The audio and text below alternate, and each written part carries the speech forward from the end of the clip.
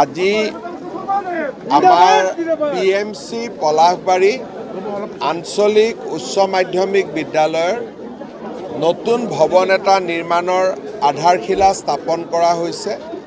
ৰাজ্যত ৫-৬খন উচ্চ আৰু উচ্চতৰ মাধ্যমিক বিদ্যালয় ৭ৰ পৰা ১০ কোটি টকা ব্যয় কৰি নতুনকৈ নিৰ্মাণ কৰাৰ এক বিশাল কৰ্মযজ্ঞ আৰম্ভ হৈছে। ইতিমধ্যে বহুকেইখন বিদ্যালয়ৰ নিৰ্মাণ সম্পূৰ্ণ হৈছে।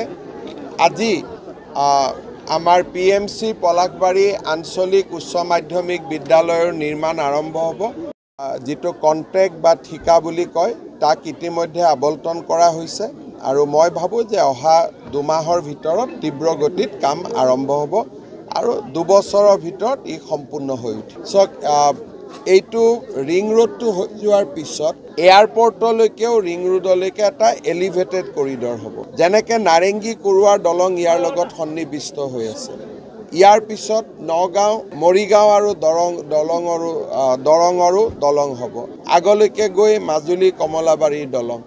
অৰ্থাৎ অসমৰ প্ৰত্যেকখন জিলাতেই একোখনকৈ ব্ৰহ্মপুত্ৰৰ দলং আমি পাই যাম আৰু ৰিং ৰোড প্ৰকল্পই এটা ডাঙৰ পৰিৱৰ্তন কৰিব।